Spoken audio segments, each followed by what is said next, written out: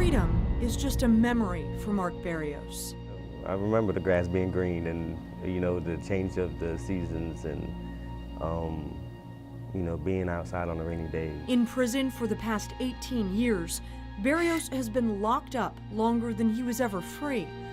Growing up in Jacksonville, he had an older brother and sister, a family who loved him. But he says one decision changed all that. He was sentenced to life without parole at 15 years old and still dreams about what it was like on the outside. I still have those memories. I still keep those memories. I just cherish those memories and hope to make more. In 18 years, he's been locked up in 5 different prisons. He passes the time by tutoring other inmates in math and helping them get their GEDs. The work is tedious, and the days go by slowly. It's just like Groundhog Day. It's the same thing over and over and over. It gives him a lot of time to think about why he's there. Berrios was just 14 when he ran away from home. He was picked up near Daytona by a 41-year-old man named Olin Hepler. Hepler took him in, gave him alcohol, and left him alone for the first week. Then Berrios says Hepler started molesting him.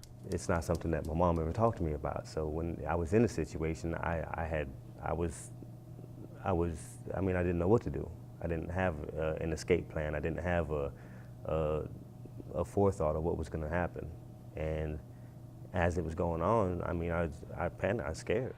Berrios says he's in prison because he finally fought back. I did what I thought I had to do. And that's when I grabbed his gun. And I grabbed his gun, and he grabbed the front of his gun, and I ended up getting the gun in my hands, and I pulled the trigger. After he shot Hepler, he stole his car and drove back to Jacksonville. Berrios never denied the killing when the cops showed up, but he never thought he would be tried for the crime, self-defense. I understand it now, but then it was almost like a nightmare. It was like a nightmare come true. It was like, I don't know, it's hard to explain. It was like the impossible happened. At 15 years old, he turned down a plea deal to spend 19 years in prison. When he took his chances on a trial, he was convicted of first-degree murder and a mandatory sentence of life without parole. Because I don't know how they're looking at me. I don't know if they're looking at me like I did something I wasn't supposed to do and they're not telling me, or I did something I was supposed to do and I'm just suffering consequences for it. It's obviously something that's still really hard for you. It is. While his biggest fear is what he looks like through their eyes, he seems helpless to change it. Be my woman, girl, I'll be your man. Be my woman, girl, I'll be your man. After nearly 2 decades behind bars, he says he'll take whatever judgment the people he loves see fit. That's not up to me to decide. I don't want to decide my own fate. A recent Supreme Court decision may change that. In June, the panel ruled sentencing minors to mandatory life without parole was inhumane. Berrios heard the news in his jail cell. Just a little tidbit. And I had listened to the radio all day, listen to that same, 10-second update, all day long.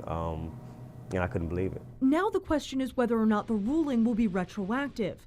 There are about 1,000 people in the United States who were sentenced to life without parole as minors, now waiting to see if they'll get another day in court. Even though he doesn't have an answer yet, Berrios says the news has changed his life. There was nothing before this. Before this, there was just hope. Now there's actually something to hope for. And there's 2 totally different things in your mind, is hoping and having something to hope for. So now I have something to hope for. If they get another day in court, his lawyer is hoping a judge will hear new evidence in the case. A lawyer who represented Olin Hepler before he was killed has come forward with a sworn statement that his client had sexually molested other young boys. An FBI investigation into those charges was never admitted into Berrios' first trial. Right now, there are a lot of questions about how the case will proceed, and it weighs on Berrios every day. I mean, looking back, it feels like I just came to prison, like a year ago. But looking forward, it's like, oh God, another week, you know, another month, another year. And I mean, it's hard to continue to have hope and then have hope put off. And it's not easy at all. And even after all these years, he still can't imagine living the rest of his life in prison. To ask me what it looks like, I don't know. I don't think I'm gonna find out.